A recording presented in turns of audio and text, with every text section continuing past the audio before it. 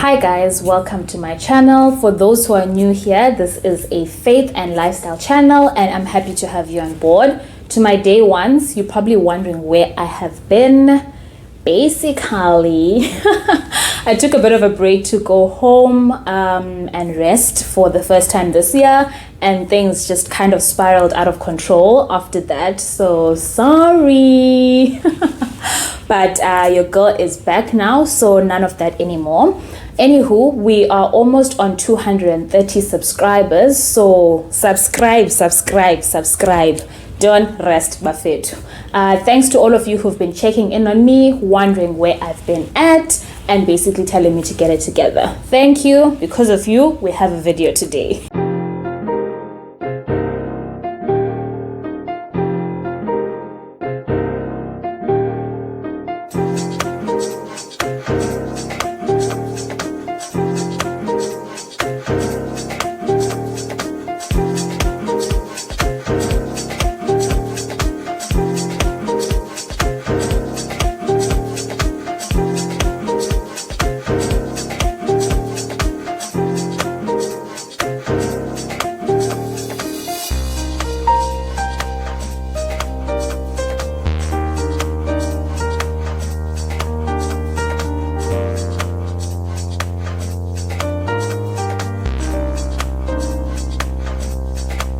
Okay, a bit of a life update, or rather what's on my mind before I get into what I want to talk about today. So like I said, I took a bit of a break just as level 2 of lockdown was starting to go home and refresh, because I had been working like crazy, and with the way the regulations were set up, I had not really been leaving the house much because coronavirus, it's getting real. It has been real.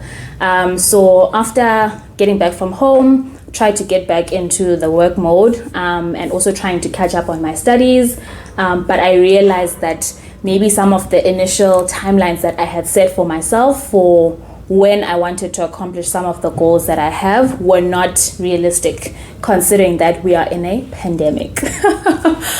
So yeah, I've just been trying to take things easy and reevaluate when I need to be doing things and the order I need to be doing them in. So yeah, the past 3-4 weeks, I've also gone back to the gym physically and also church physically. Yeah, and that has done wonders for my mental state. Please do not holler at me about how it's not safe. I am taking the necessary precautions. Okay, enough rambling. For today's video, I want to partly continue with the content that I had planned for the Women's Month series. So specifically touching on women in the Bible. In line with what we had before, these women that I've picked are women that you often don't hear much about, even though they are featured. Or they've got a small feature in the Bible. They may have been perceived to be unimportant or irrelevant, but I think they did some pretty amazing things that changed the course of humanity. So yes, that's why I'm speaking about them.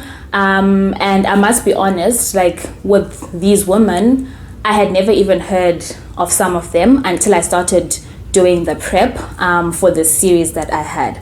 So yes, the first woman that we'll speak about is from the Old Testament. Love my Old Testament queens, Jehosheba.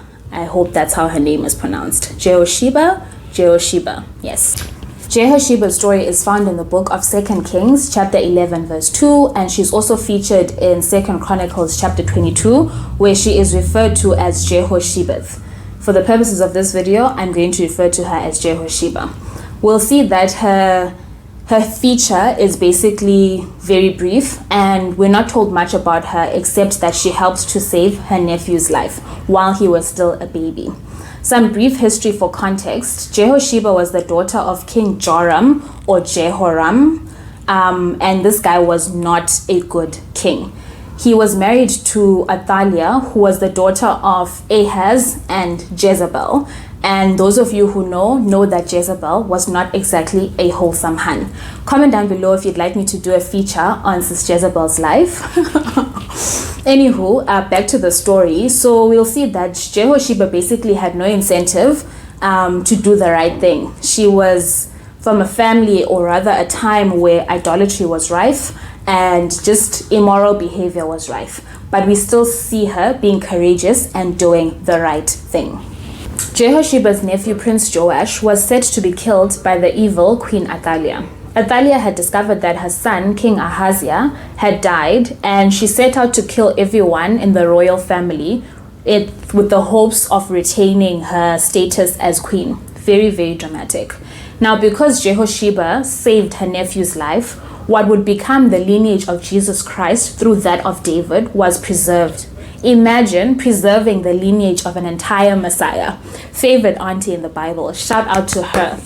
Obviously, this would have taken careful consideration on her part to try and outsmart the queen. We're not given details of how exactly she went about saving her nephew's life. However, this is still deemed quite the courageous act. I love how with the Old Testament ladies, they weren't afraid of even putting their lives at risk in pursuit of what they believed to be a noble cause. The same thing applies to Jehosheba. Because she did this thing and in essence defied the queen, she risked being killed herself, but that was a non-factor for her. Up next, I want to speak about Shiphrah and Puah. What a mouthful. Shiphrah and Puah were Hebrew midwives in Egypt, and their story is found in Exodus chapter 1. They were assigned or given a command by the king of the time, king of Egypt, to kill all the Hebrew baby boys that were born, out of fear that the Hebrew nation would grow to be big and mighty and they would overthrow the Egyptian rulership, or they would potentially side with enemies of Egypt and overtake them. And obviously, if Shiphrah and Puah had gone ahead with their task that they were assigned, the future of Israel would have been compromised. Shiphrah and Puah feared, and by fear I mean respected, God more than the king of the time, and they were willing to risk their lives in order to honor God. Had they been caught, they would have been killed, because this was basically civil disobedience.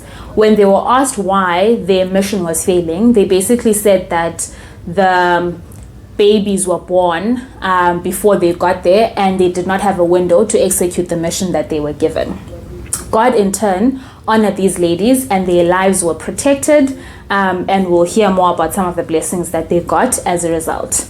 Love this for them. I am reminded of Proverbs chapter 9 verse 10, which says that the fear of the Lord is the beginning of wisdom, and knowledge of the Holy One is insight.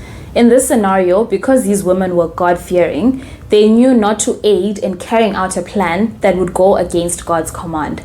Beyond the future of Israel being at stake, they also must have known that it is God who determines the course of our lives, and they ought not to interfere with that. Fearing God meant that they were also provided with households, in addition to them just being protected by God and being spared. So they also gained material blessings, although that is not always the output, or rather the outcome of putting God first. We see that just the prospect of death was not even a deterrent for them, and they were willing to forge ahead, trusting that things would work out according to God's plan anyway. We see this as a recurring trend with the women who braved out and did these amazing things in the Old Testament. They were so future focused that they were willing to put their lives at risk. It's the bravery for me. From the examples we discussed today, it seems that there's a theme going on with these women. They were willing to put their lives at risk to do what needed to be done. But that's besides the point. Their seemingly small acts helped to preserve nations and even the lineage of Jesus. So you could say that we are because they did. Of course, I'm not discounting that things worked out according to God's plan, but merely acknowledging that they chose to be instruments, whether knowingly or unknowingly, in the fulfillment of this plan. Reflecting on the courageous acts of these women was a call for me to look inward and just ask myself if I'm willing to do what it takes to get stuff done. These women braved on with full confidence that God would be with them and that they would receive favor somehow, or rather that their acts would benefit others if it meant death for them. I'm hoping that as I take on new endeavors, I also adopt the same approach just placing full reliance on God and trusting that He will see me through. I also hope that for all of us in general, we can be as single-minded as these women were and courageous, or rather, fearless in our pursuits in general. So yeah, that's it for today's video, guys. I hope you enjoyed it. Comment down below letting me know what resonated with you, and of course don't forget to like, share and subscribe. Bye.